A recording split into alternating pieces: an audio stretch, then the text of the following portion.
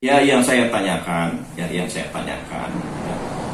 kira-kira kalau memang dengan menggunakan teori Notonegoro yang tadi disebutkan, presiden yang akan datang kira-kira wataknya seperti apa, bila mana perlu namanya siapa yang akan menjadi presiden di masa mendatang?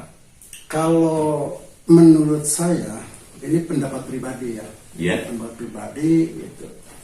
Kalau nanti akan muncul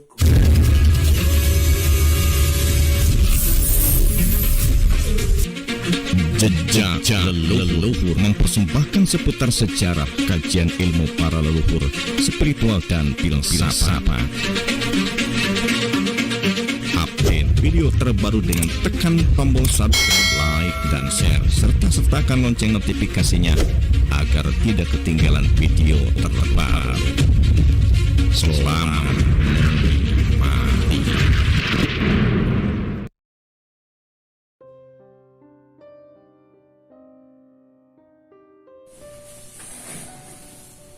Assalamualaikum warahmatullahi wabarakatuh. Waalaikumsalam. Para sahabat pecinta channel Jejak Leluhur, dalam kesempatan kali ini saya bertemu dengan orang tua yang bernama Mas Yanto. Perlu Anda ketahui teman-teman bahwa Mas Yanto ini adalah seorang pakar politik, termasuk pengamat politik, juga keahliannya di dalam bidang spiritual dan menggeluti di bidang sejarah. Walaupun memang belum dikenal oleh masyarakat secara umum, tetapi kalau ada pembesar ataupun siapa yang bertemu dengan Mas Yanto ini, banyak sekali orang yang bisa terinspirasi oleh ide-ide daripada beliau. Dan sesuai dengan keahliannya, saya akan bertanya kepada Mas Yanto tentang seputar politik di saat sekarang ini, yang mana berita yang tren di waktu ini sudah ada isu tentang pemilihan presiden yang walaupun memang entah 4 atau 3 tahun lagi ke depan Oleh karena itu teman-teman, saya bertanya kepada Mas Yanto, kira-kira presiden yang akan menduduki kedudukannya di Indonesia di generasi yang akan datang ini, kira-kira tipenya orang yang bagaimana? Ya, silakan. Terima kasih. Assalamualaikum warahmatullahi wabarakatuh. Waalaikumsalam warahmatullahi wabarakatuh. Itu salam agama saya. Selanjutnya saya manusia yang berbangsa, maka saya pun akan mengucapkan salam bangsa saya, yaitu salam kebangsaan. Merdeka! Merdeka! Ya. Selanjutnya pertanyaan berikutnya, kalau menurut saya pribadi, ini pendapat saya pribadi, kalau menurut ramalan Jangka Jayabaya itu kan ada kalimat Notonegoro. Nah, Notonegoro, ya. Sekarang presiden yang sekarang ini masih termasuk gitu. Jadi belum mencapai go gitu. Nah, kalau memang nanti akan berganti go gitu, pasti itu melalui goro-goro. Goro-goro itu apa artinya? Apa itu goro-goro? Yaitu Cina padha lunga, wong Jawa tinggal separo, londo tinggal sajodo, agama bali marang agamane dhewe-dhewe. Artinya orang agama itu otomatis memimpin umat. Nah, terus Cina padha lunga artinya apa? Negara kita ini sekarang ini dikuasai ekonominya itu oleh Cina. Nah, nanti itu tidak. Londo tinggal sejodo itu sudah lewat. Sudah lewat. Karena tinggal duta besar sekarang. Nah, yang belum itu wong Jawa tinggal separuh. Artinya apa? Artinya orang-orang yang tidak jujur, orang-orang yang kategori korupsi itu mau mikir. atau mau pensiun. Jadi separuh orang Jawa itu separuhnya sudah tidak ada, berarti orang-orang yang berwatak korupsi dan yang tidak baik di pemerintahan, begitu ya. Betul. Yang dinamakan di situ wong Jawa Tengah Saparo itu ya taruhlah itu DPR itu 500 orang ya, 500 orang. Nah itu nanti separuh itu yang tidak jujur itu minggir. Akan minggir dengan akan minggir sendirinya, nanti tidak akan terpilih lagi. Tidak akan terpilih. Karena apa? Ya itu tadi karena tidak jujur itu. Nah yang terpilih nanti adalah yang jujur. Yang jujur termasuk presiden pun. Termasuk presiden, termasuk semua. Ya yang saya tanyakan, kira-kira kalau memang dengan menggunakan teori Notonegoro yang tadi disebutkan, ya, presiden yang akan datang kira-kira wataknya seperti apa, ya, bila mana perlu namanya siapa yang akan menjadi presiden di masa mendatang? Kalau menurut saya, ini pendapat pribadi ya, pendapat pribadi gitu. Kalau nanti akan muncul bisa diprediksi di antara orang-orang politikus yang berada di atas sekarang yang kategori inisial Go itu siapa kira-kira? Kalau saya lihat itu yang inisial Go itu kan Ganjar ya. Ganjar Pranowo. Nah itu akan kenanya apa? Karena seorang pemimpin minimal itu pernah berorganisasi. Kedua pernah memimpin. Nah terus keduanya mimpin keluarganya bagus. Sebab keluarga dengan Indonesia itu sama. Itu ya, negara kecil ya. Kalau keluarga itu adalah keluarga kecil, kalau negara itu keluarga besar. Itu, maka itu sama. Nah, apabila sudah bisa menata keluarga, ya, itu ada poin. Dapat poin. Gitu. Nah, pernah ikut organisasi itu poin.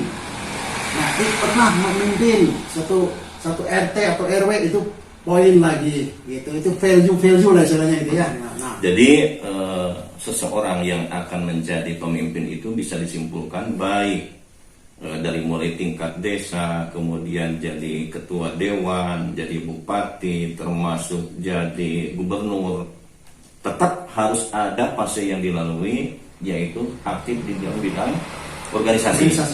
Ya, betul. Apapun bentuknya. Ya. Selain itu, apalagi ada syarat lain untuk bisa menjadi pemimpin? Kalau tidak? Syarat yang lain ada, banyak syaratnya banyak. Yang pertama itu kalau manusia ingin jadi pemimpin itu harus bisa menanamkan kepada dirinya sendiri dulu bahwa aku mau memimpin. Sebelum mau memimpin dan siap memimpin. Nah iya. Gitu. Jadi aku mau memimpin, tapi sebelum aku memimpin maka aku harus memimpin dulu. Contoh. Di dalam tubuh manusia itu ada banyak kekuatan ya. Nah, diantaranya ini gitu. Diantaranya gitu. Seorang pemimpin harus ingat sejarah. Indonesia itu ada sejarah yang luar biasa yang dunia takut, yaitu yang dinamakan pasukan Siliwangi atau Siliwangi. Gitu. Nah. Itu seorang pemimpin itu harus punya watak itu. Harus punya watak Siliwangi. Bukan Prabu Siliwangi, bukan. Oh iya, Siliwangi. Bisa diartikan Siliwangi apa? Siliwangi artinya itu sili. Itu benar.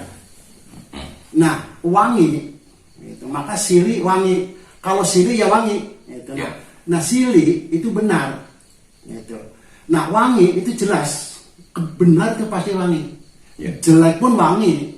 Tapi wanginya wangi beda kan, kurang baik gitu. Nah, itu satu. Nah, tapi sebelum ke Siliwangi itu harus melalui fase.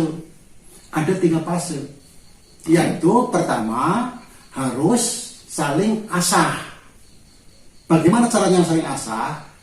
Aku yang jadi pemimpin harus bergaul dengan pemimpin yang lebih tinggi.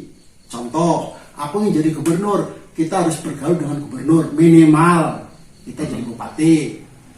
Otomatis bisa ketemu gubernur. Yang kedua, kita harus silih asih. Nah, asih itu kepada pohon. Nah, yang ketiga yaitu silih asuh, itu asuh kepada hewan.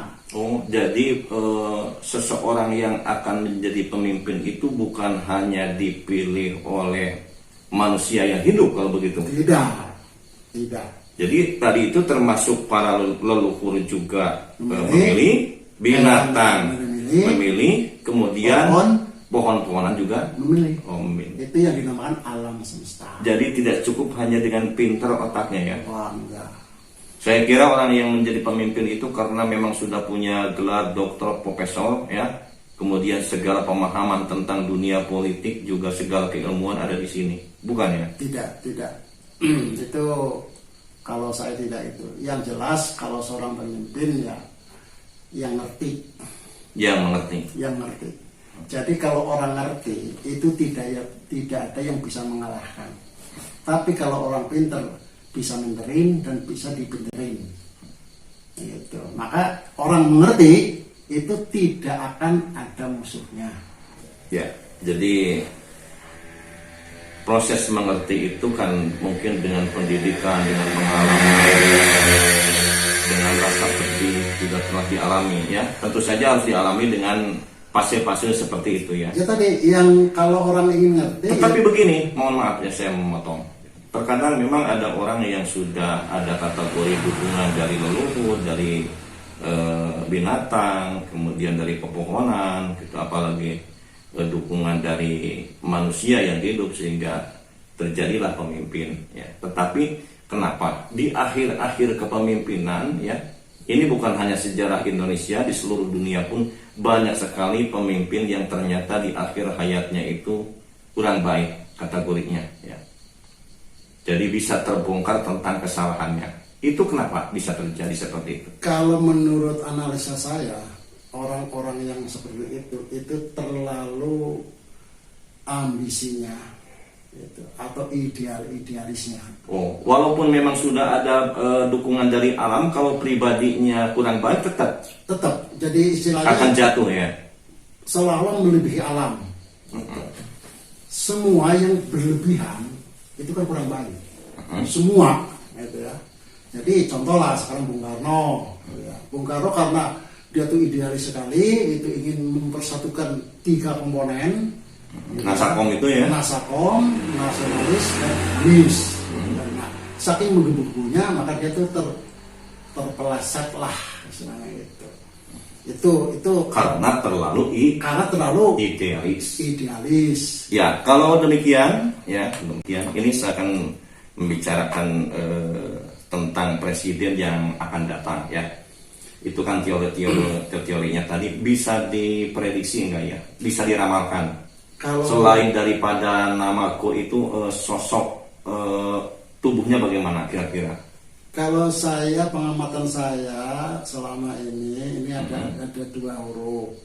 Ya. Nah, kalau yang G, gitu ya, ini kalau yang saya lihat itu memang bentuknya masih seperti Bung Karno, masih seperti gitu. Masih seperti Bung Karno. Jadi masih seperti Bung Karno, tidak seperti ya tidak gendut gitu ya gitu. Ini kan namanya juga meramal. Jadi kita memprediksi, ya. Bukan berarti mendahului kehendak Allah, ya, kehendak Tuhan, tapi kita hanya memprediksi dan diharapkan bahwa prediksi yang kita ucapkan sekarang ini jadi doa yang baik untuk ke depan. Tapi saya mau bertanya, apakah negeri kita akan lebih baik dari sekarang atau memang akan semakin berkurang ini? Wah, kalau pertanyaan ini baik sekali.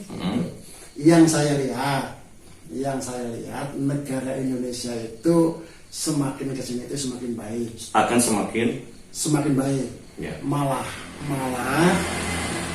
kalau tidak salah nih, gitu ya, Indonesia itu ya kitaran tahun 2030 aja, 30-an itu udah bisa mengalahkan Brunei Darussalam.